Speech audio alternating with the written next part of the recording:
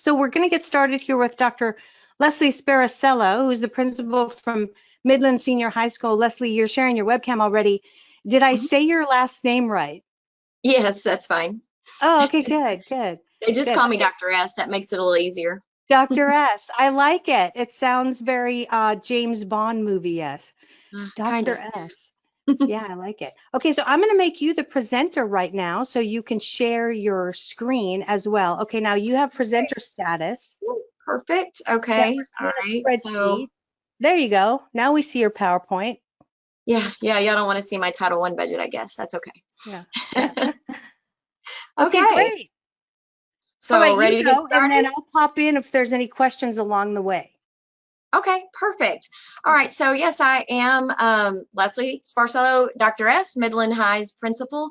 If you're not familiar with Midland, Texas, we're a 6A campus of about 2,300 students, grades 10 through 12. We don't have freshmen.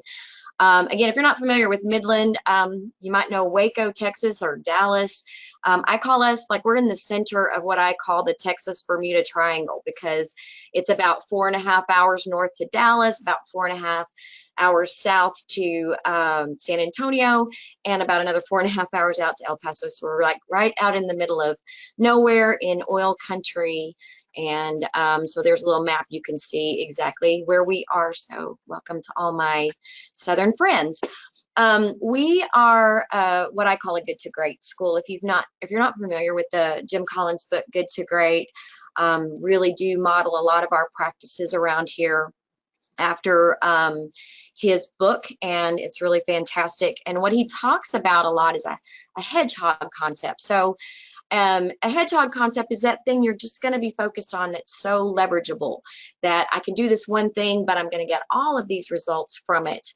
And so every good hedgehog concept for me begins with some sort of a focused pilot. So again, like, what is it that I can do that is going to have multiple positive impacts on my campus in some significant ways? And so for us, our hedgehog concept this year, especially with hybrid and virtual and everything that's happened, was adding an LMS, or a learning management system. Everybody's kind of had to pivot and go to that with the hybrid model. So with that, I use the same process that I use for everything. So long before the pandemic happened, I was using this Jim Collins sort of model. How I applied it to adding a learning management system was that we did a sort of a 3-step plan. So first of all, we decided that we would do what I always do, which is start with a pilot. If you're a teacher, if you're an educator like us, you have been abused over and over and over again by your district, other districts, whatever, who just, they get this bright idea and they just throw it out there and everybody just does it. And we're all building the plane, flying the plane at the same time. There's all kind of glitches and errors and we're just trying to get through it. There's lots of grumbling and complaining. Some people love it immediately. Some people hate it immediately. Some people learn to love it. Some people never learn to love it. And a lot of that has to do with the way it's presented. So for us, when we try to present anything new on our campus, we try to do it in a pilot sort of way. So in our pilot, we tried to pick our techie sort of teachers. So finding that teacher that already loved technology and was willing to do it, by putting them in a pilot, then what we're doing is we're making experts out of them, but without repercussion. Like, you can't do anything wrong. We're just testing this out. When you roll a program out full force the first time, then there's this nervousness and this anxiety around it because you've got to make it right, because we've already spent millions of dollars on this program and it's got to work. So when we decided to go with a learning management system, and ours was Canvas, I'll talk more about that in a minute. We didn't purchase it right away. We tested it out. We tested it out with a group of teachers. And then ultimately, because they were testing it out and they were finding the glitches and all of that, they became our experts. And then they became our tech support staff for this year. So here's kind of how our implementation timeline worked out. In the fall, we announced of 2019. So there's there was COVID, but not COVID in Texas yet. We had no idea all this was coming. We just knew that we wanted to move into the 21st century out here in Midland IT sometimes because we are so isolated. We are surrounded on all sides by 300 miles of dirt. So we're very isolated out here, and it is 1972 all day, every day. There are things I love about 1972, but there are some things that need to change. And so we decided we've got to move into the 21st century. And so we made the announcement to our teachers in the fall of 2019 that we were going to become a one-to-one campus and that we were going to purchase some systems and get some Chromebook carts so that we could really be good to go. So we went ahead and purchased Chromebook carts for all of our EOC tested areas. That's our state test, and made sure that our core areas had Chromebook carts and they were already getting practiced with it. In the winter, so like January, February, that's when we got with Canvas, the LMS, and we said, okay, we want to trial this out. We want to work with some teachers on it. So the teachers were ready to start. When they came back from Christmas, they were ready to start. I find that those breaks are a really great time to start things. You can go home for Thanksgiving and you can come back and totally rework something, and somehow teachers and kids will go along with it. You can come back after Christmas and it's like, okay, it's a whole new year. And so that's essentially what we did. And so we requested staff to be a part of that pilot. We got volunteers for that. And then we took our entire leadership team, which is my department chairs and a few admin, to the TCEA conference. And I'm sorry, I'm not remembering exactly. I think it's Texas Computer Education or something like the association. But this conference in Texas, if you want a reason to come to Texas, is in Austin every year in February. And they bring people from all over the state, all over the nation that have done fantastic things with technology in schools. And so we went there, we took the entire team. My expectation of them was, you're going to go and focus on something. Whatever it is you want to focus on, you find all the presentations for that, because when you come back, you are going to be my expert. And for my administrators out there, I'll tell you that there is nothing that is better PD than when your own teachers are doing it. And there's nothing that makes teachers feel better and more valued than knowing that, hey, I'm doing something great for my campus, I'm helping my colleagues. And so their expectation was to do that. And when we came back, we started what we called Tech Tuesdays.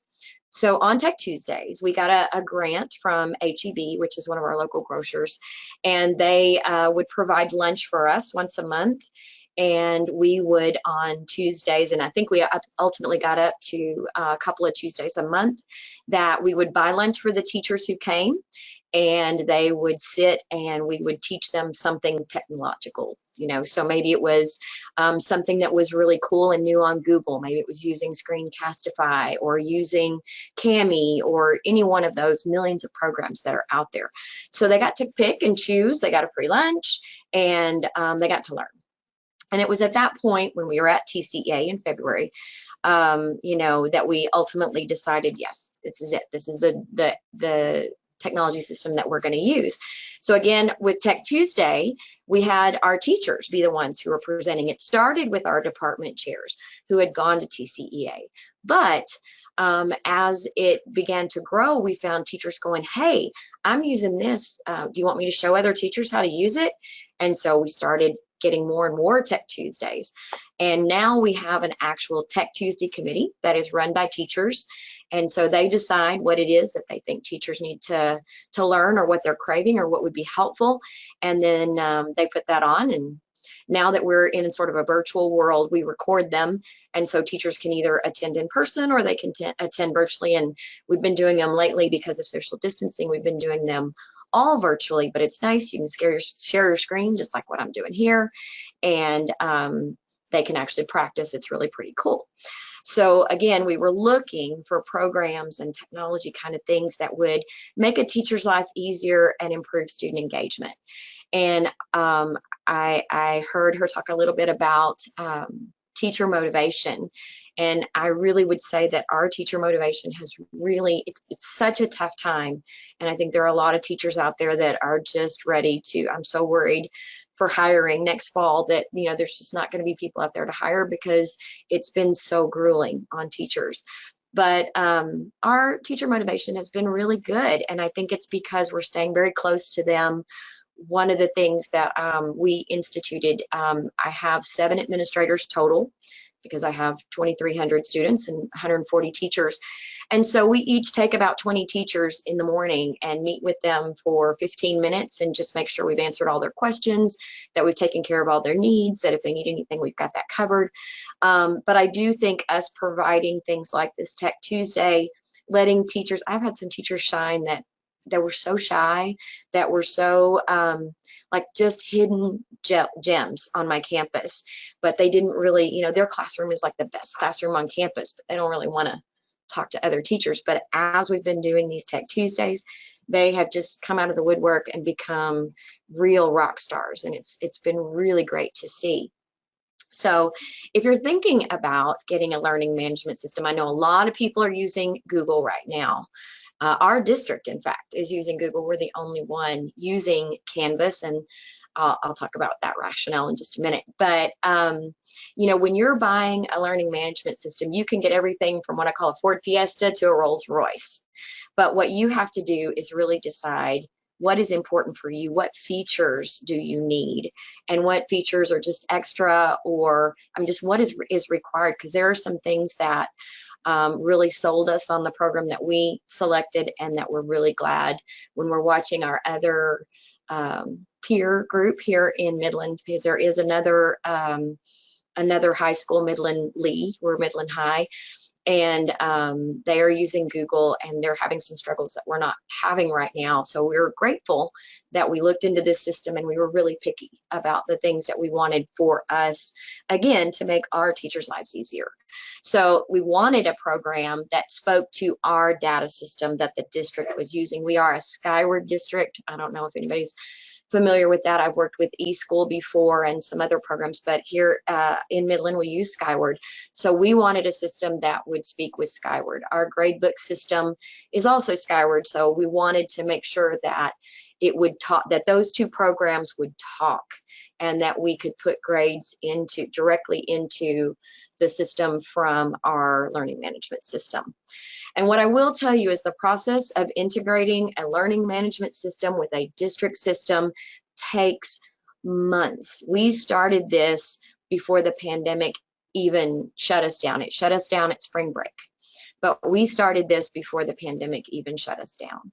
And so it took us well into the summer, and then really it was almost right before school started again that we had everything talking. So count on it taking about a semester. And that's why I really, really do encourage people to do a pilot, because you don't want those struggles with all of your teachers. Teachers have so many frustrations and so many things to think about that adding another roadblock to them right now, I think, would just put some over the top. So it takes a while. In the spring of 2020, that's when we had to leave. I obviously didn't finish that sentence, but we had to leave. We left for spring break and we didn't come back. We were 100% virtual.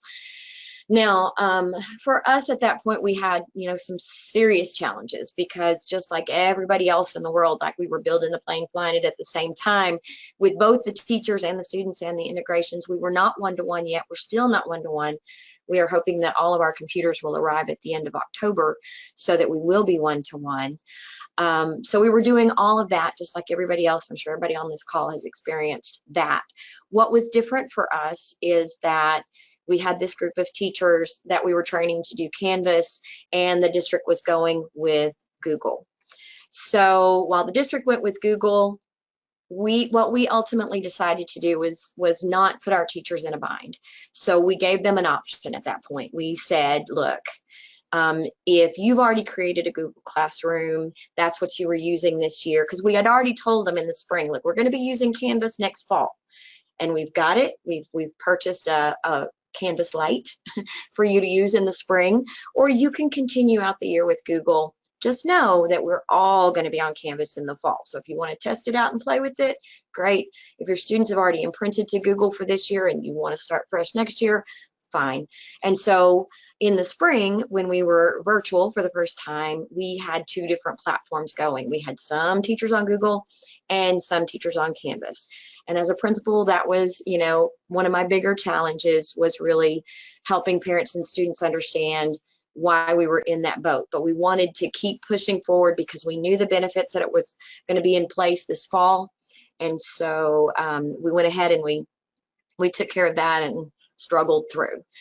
So it was the good, the bad, and the ugly. Well, the positive of having a system that talks to your system is that you can import student names, you can import student data, and you can export things into the gradebook. So those 2 things were things that really, really sold us. So our teachers weren't having to go in and do a lot of data entry and all of that. We were able to create that for them. The other thing we were able to do was to create a template. I know that some that are using Google, one of the big parent complaints is like, well, one teacher does it this way and puts it here, and one teacher puts it there, and that sort of thing. So most learning management systems create things in modules, and you can create templates that look the same. So when you opened up a teacher's page, as it is for us now, when you open up, no matter which teacher you're opening up, it is a Midland High template, and it looks the same. Things are in the same places. Teachers can find them, students can find them. It's made life much, much easier. We also could import apps within. So unlike our teachers who were using Google, our teachers who were in Canvas could actually have an app right embedded right within the program. And so students are not having to go out to multiple different places. I know for me, I'm not a digital native, but I love working online, and I love spreadsheets and all kinds of things that are involving the computer. But when somebody's got me on a PowerPoint here and I have to go to something over there and then something over there, it just makes me crazy. So we were able to avoid a little bit of that. And then, like I said, so my teachers really became experts, and some of these shy teachers are just my rock stars now. And it's, as an administrator, I have to tell you, it is so fun to get emails from teachers that are like, hey, I just learned something new, and can I show it to the rest of the faculty? It reminds me that I am a teacher. I'm a teacher of teachers. And so it's the same just excitement I got when I was in the classroom and that light bulb would go off for a kid. So when that light bulb goes off for my teachers, and then even better, they want to share it with other teachers, that is just so exciting for me. And I will tell you, our PD is in-house, so we're not bringing out some strange person, some guru from outside that maybe knows us, maybe doesn't. I mean, we know Miss Amber, and we know that Miss Amber is a rock star. We know her scores on AP tests are fantastic. So when she tells us how to do something, it's very, very meaningful.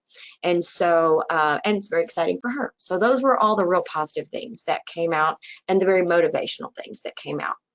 Now, some of the negatives I already talked about, that, you know, we were not on the same program as our district. And so, you know, we had some parents saying, well, why are you doing this? And they're doing that. And so there was a lot of PR on my part to try to make that work. And I really applaud my teachers for sticking it out and being real troopers in that regard.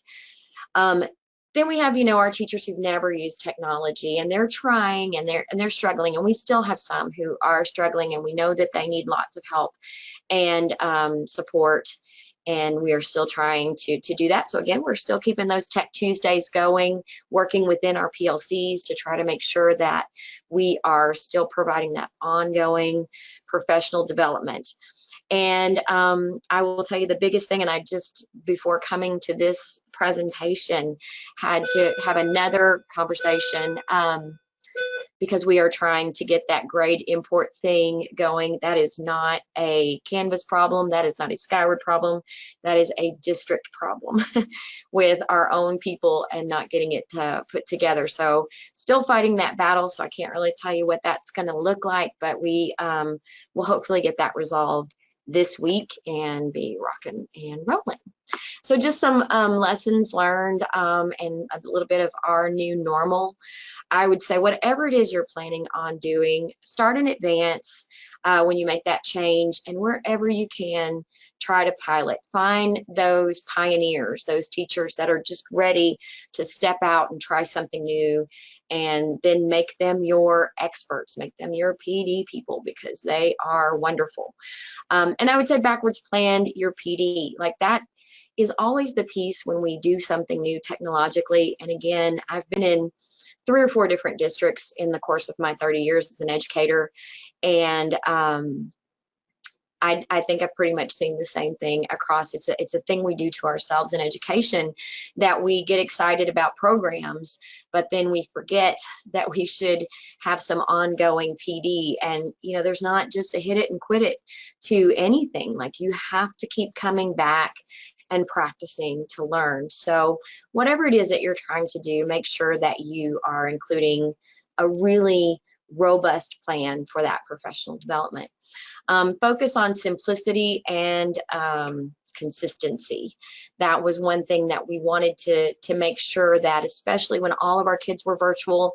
Right now, Monday was our first day back, 100%, but we only have about 1,800 kids on campus. We still have about 600 that have chosen to remain virtual. So our teachers are working in both environments, but that's great because they can use that classroom time for practice and for discussions, assessments, all of that. But we've still got Canvas, so they can now, okay, now go log in tonight, or log in right here. You do it on your phone, do it on your computer. Once we're one-to-one, it'll be so much better.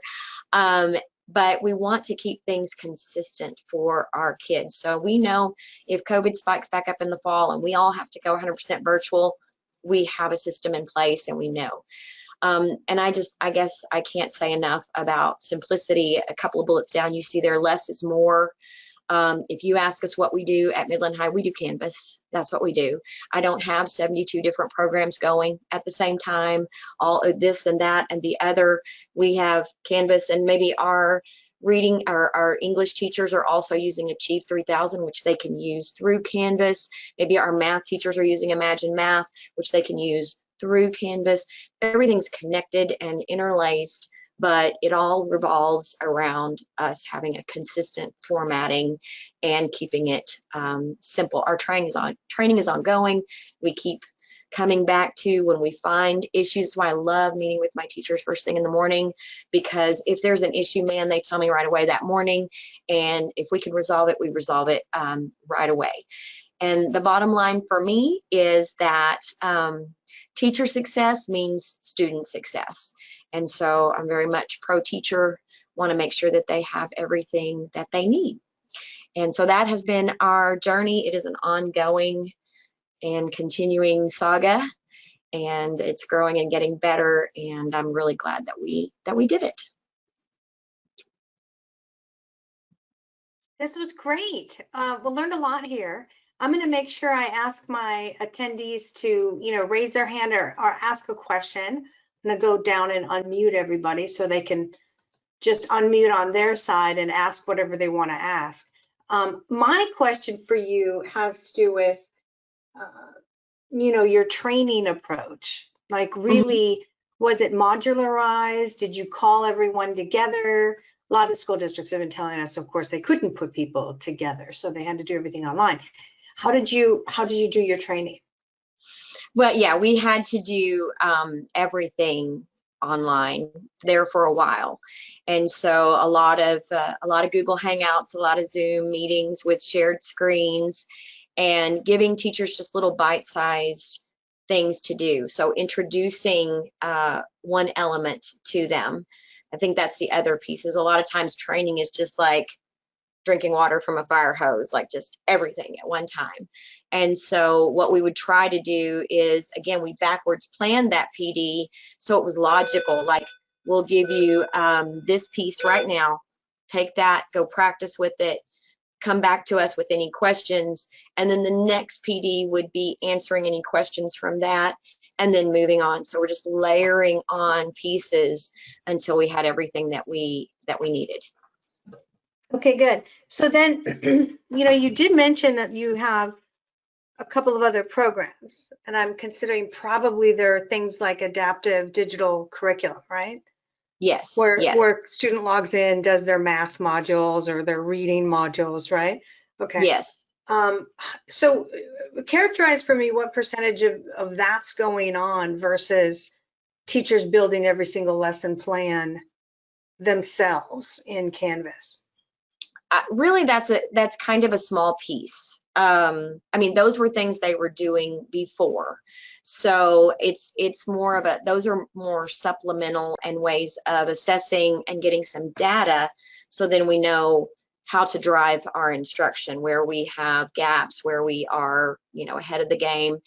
And we focus just a huge amount of work on professional learning communities. And one of the things that we really loved about this particular LMS, and there are lots of them out there. There's Blackboard, and I've worked in college with WebCT. There's different platforms that you can use. We chose Canvas because we're a high school and our universities use Canvas. And so we know if our kids get comfortable with Canvas now, that won't be a roadblock for them when they go to UT Permian Basin or Texas Tech or Texas A&M or UT Austin. So we picked that one in particular. But one of the things we really liked about it is that I, as a teacher, can build a module, and then I can share it with other teachers, and they just post it up on their particular classroom. So I don't have to do everything all by myself.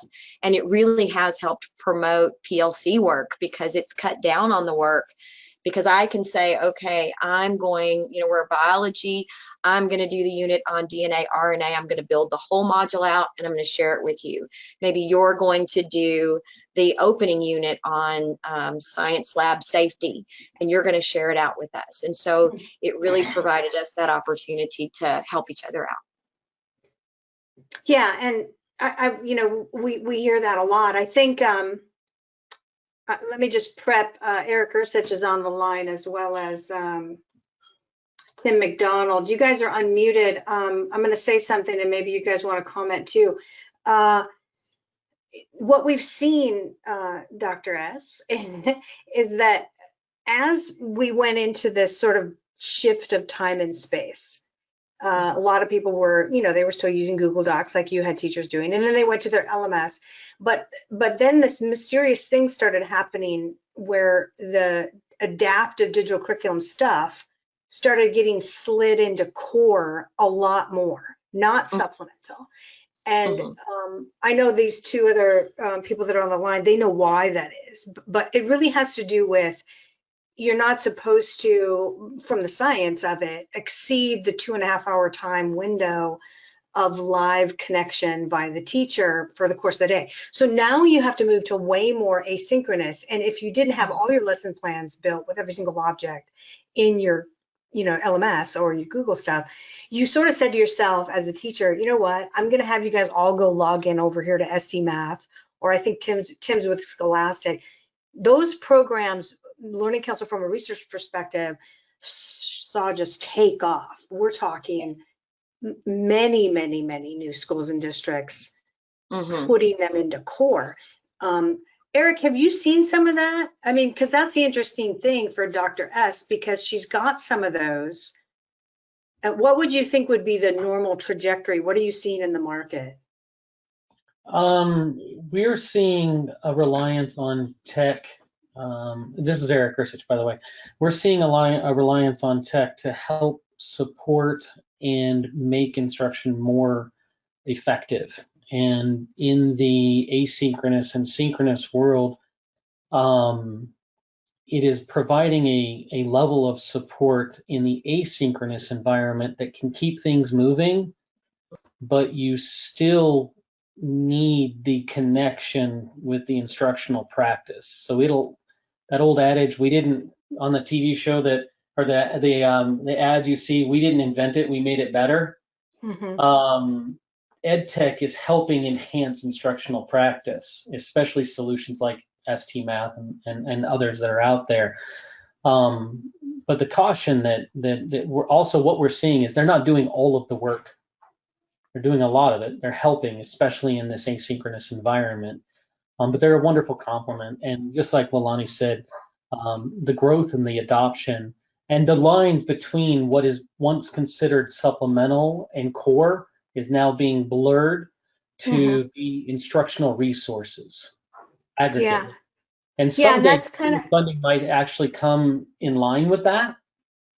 And so that schools will be, and districts will be able to purchase what they need, when they need, how they need in this environment, much along the lines of what No Story and EduJedi and the work Leilani is talking about.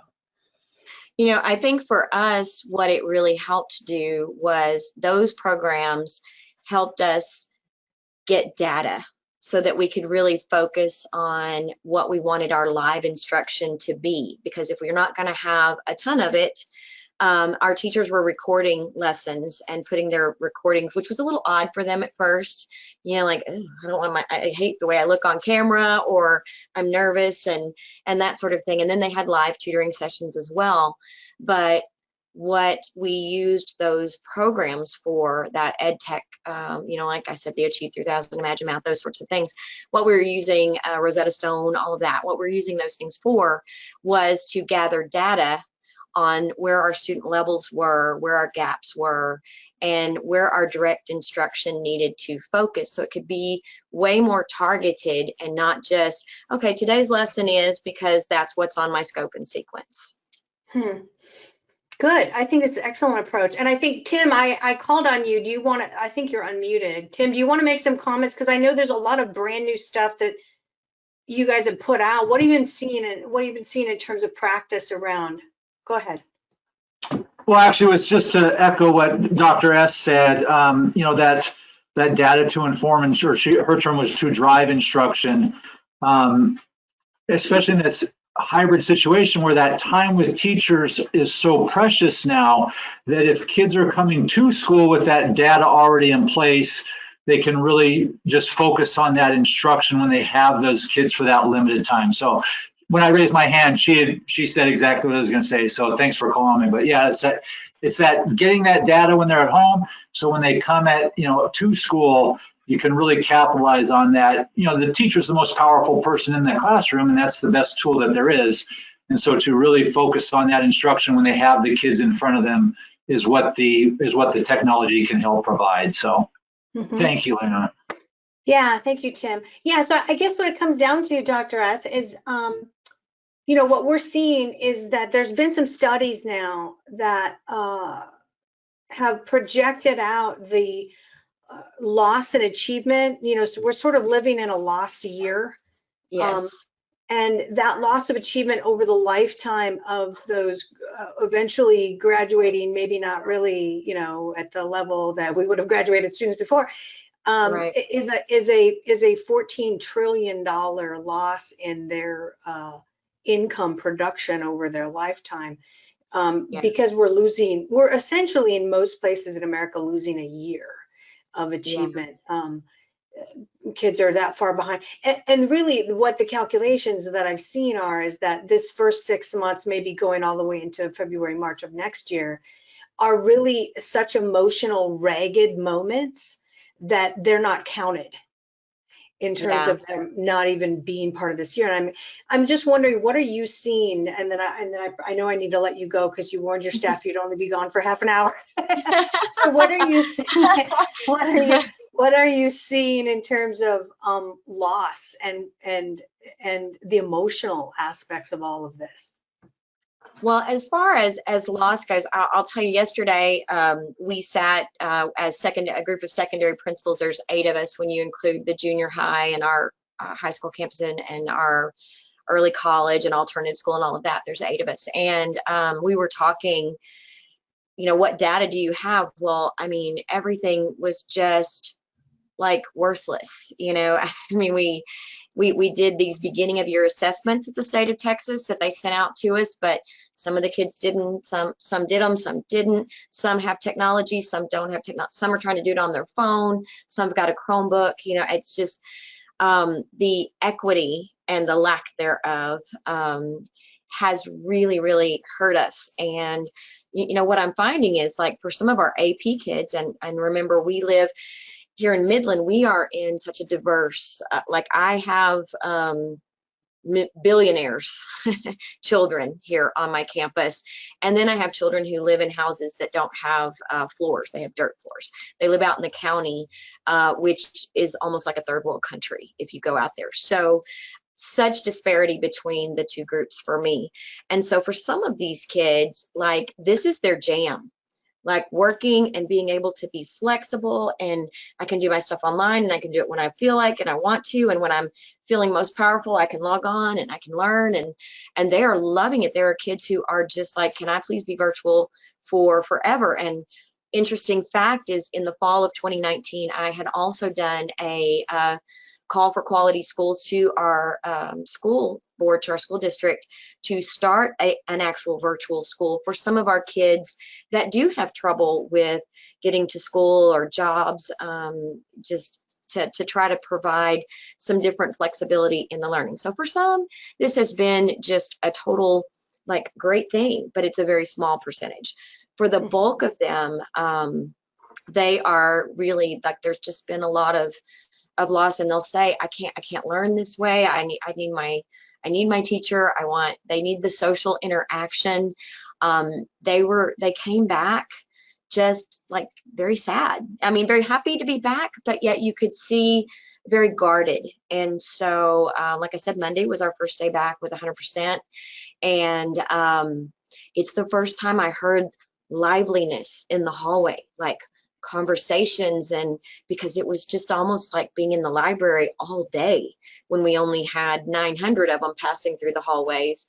So now with 1,800, there's some chatter and there's some talk, and they're starting to come back to life a little bit. I worry, if COVID kicks back up and we have to go virtual again.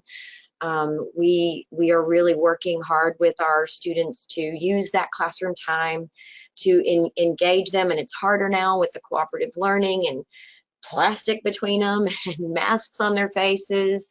But and we know we're starting this week to start talking about, okay, what data can we start to gather? And that is where some of those programs are going to be beneficial, because now that we have them physically back on campus, and we do still have some virtual, we can use those programs like Achieve 3000 and get a leveling of where we even are. Because I will tell you, as of today, I don't know where we are, and it's a scary, scary thing. We're beginning of October. By now, I would have been knee deep into all kinds of data. I'm going to have what I call a data day this Friday with my department chairs. And honestly, instead of me laying out a bunch of data, it's going to be more of a conversation about, okay, what data do you have, and what data are you collecting, and what data can we use, and what is it telling us? So I really feel like it's going to be weeks before we get on a good solid footing of even knowing where we're at. But teachers are telling me right now, just from eyeballing it, and from the little assessments that they're doing, that, yeah, the loss is huge. Really, yeah, it is. And that's why I'm saying I think we're in the middle of a lost year. And then your issues with getting teachers, I'm going to talk about that next with Kimberly Linson from Randa. So if you want to check in on all your staff, but don't bug out of the don't event, go too far. come back. Yeah, Sure. Yeah, come back if you can. I just like to be in the hallway during passing periods when 2,300 or 1,800 bodies are moving. It's just better to have an adult out there. Yeah, you can wave at them and stuff. Yes.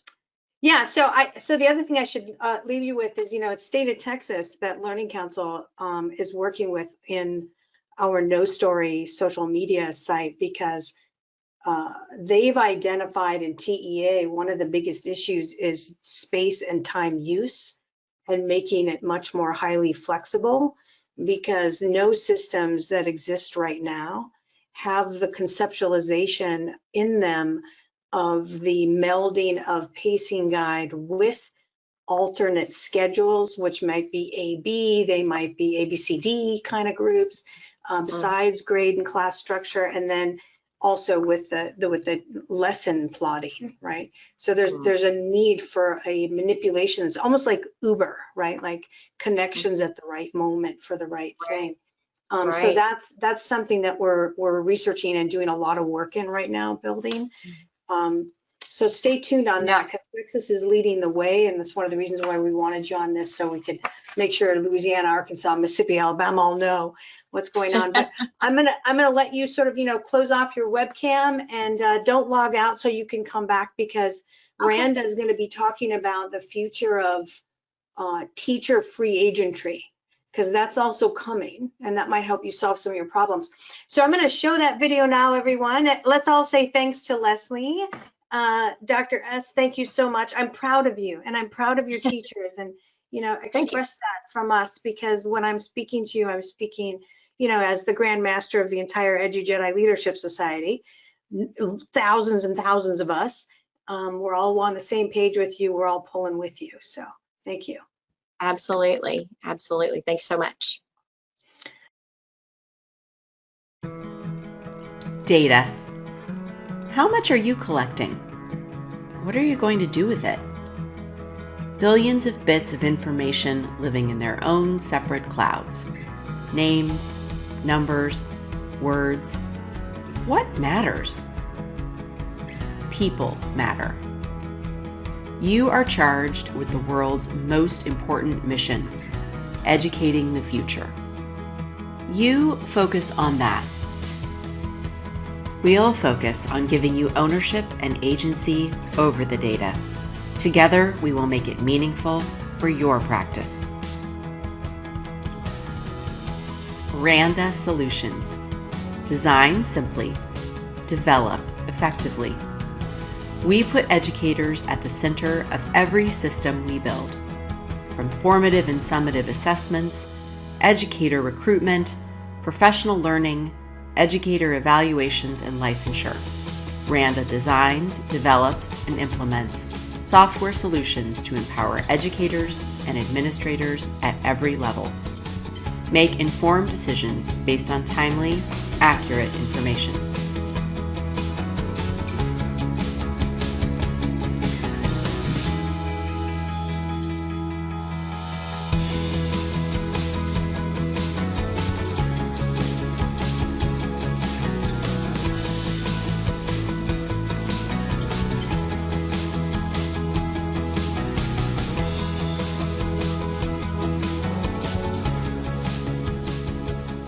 Randa Solutions, solving data challenges for states, districts, schools, and the people they serve.